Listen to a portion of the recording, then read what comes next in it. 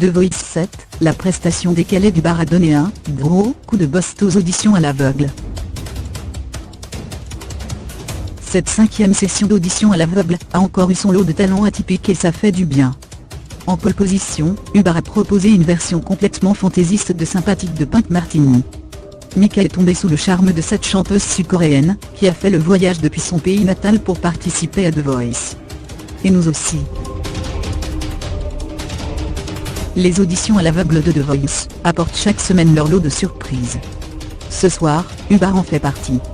Loin des chansons mainstream repris 36 000 fois, elle a fait son truc à sa façon.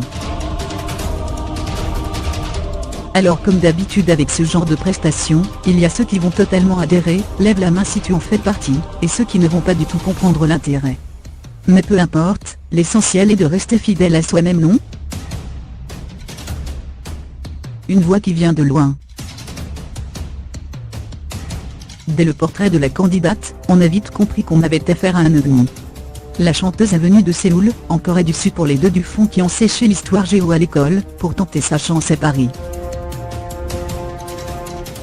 Cela fait seulement 2 ans qu'elle a appris à parler français, et même si elle était un peu paniquée à l'idée de chanter dans la langue de Molière, elle l'a fait. Rien que pour ça, elle mérite tout notre respect, surtout quand on voit certains talents massacrer les paroles de tubes mythiques en anglais après 8 ans à l'avoir étudié. Vous avez dit barré ? La chanteuse est arrivée sur scène, s'est assise au piano et a démarré au quart de tour. Dès les premières notes, elle était dans son monde.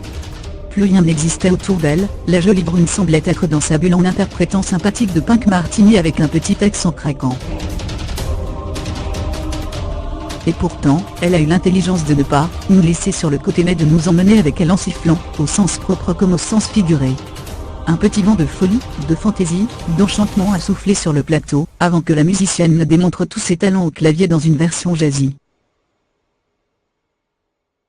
Appelez ça comme vous voulez, le résultat est là, ça avait l'air extrêmement simple. C'est un peu comme quand on zappe sur les Jeux Olympiques en rentrant de soirée ou à cause d'une insomnie. On tombe sur du patinage artistique, et on se dit que ça a l'air super simple. C'est certainement ça la définition de la virtuosité.